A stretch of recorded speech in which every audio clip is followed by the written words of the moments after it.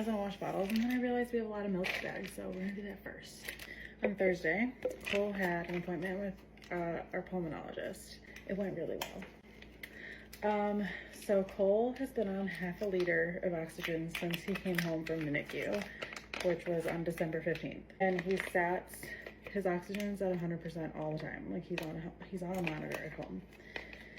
So we went to the pulmonologist and he asked how he was doing, and I was like, he's doing really well. He's always sitting at 100, and he's like, I figured you would say that. He was like, what happens when you take it off? And I'm like, honestly, not much. Like, he goes down to like 96, 97, but that's all. And he has, like, there have been times that he's taken it off and I haven't even noticed, like if he was sleeping or whatever and he's taken off, and I haven't noticed because the monitor didn't go off. Like, he'd never desat. So he's like, let's take it off now in office. So he took it off, and he stayed above 95 the entire office visit, which was like almost an hour. So he was like, all right. He was like, normally we do this like one of two ways. Sometimes I wean them, like I'll wean down on the oxygen flow. But he's like, I have a feeling that even if we move Cole to like a quarter of a liter, he would still be sitting at 100. So he was like, we're just gonna start taking it off during the day, and then you can keep increasing it as the days go on, and as long as he doesn't have any events. So he hasn't had any events, and so he's off of oxygen for part of the day now, and he's doing really, really well. Hopefully in a few weeks he will be completely off oxygen. So that was very good news. We don't have to go back to see the pulmonologist until July. So basically all of that, the weaning process is on us.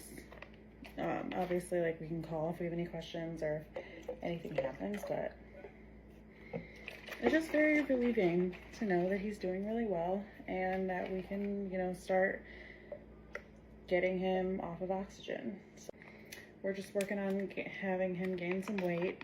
He's struggling a little bit in that department, so we are fortifying his bottles, most of them. I'm still able to nurse him, but when we give him a bottle, we fortify it. So that's what we've been doing. We did that for a week in the beginning too, and now he's very big, and we don't fortify Luke's bottles anymore. Today I am documenting how much milk I pump in addition to feeding the babies, so I'll post that at the end of the day. I've been reading more lately. I feel like that's like the one hobby I can do while I have babies. Crocheting's not really an option right now. I'm on my 6th book of the month, so of the year. But I just finished the other day, I finished A Little Life. And I have a lot of things that I want to say about this book, but I did love it. Would I recommend anyone read it? Probably not anyone.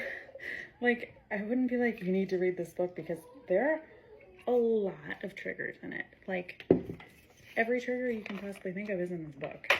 So, would I like really recommend it? No. But was it one of my favorite books I've read this year? Yeah. And then I read 28 Summers by Ellen Hildebrand, and I loved it. It was definitely something way lighter than A Little Life, because that was just a very heavy book. So, but I did love 28 Summers. That was so good. And now I am reading Local Woman Missing, which I also have a lot of things to say about it. Like, who gets threatening text messages and just doesn't tell anybody because they don't want to bother anyone? If I got a threatening text message, I'd be telling my husband, I'd be telling all my friends. Everybody would know. Everybody would know. I don't know why you wouldn't tell anybody. I don't want to bother anyone. What? I'm going to bother everyone. Ooh, the babies are starting to stir. They're asleep right now, but I wonder if I can finish bagging this. Video might end abruptly.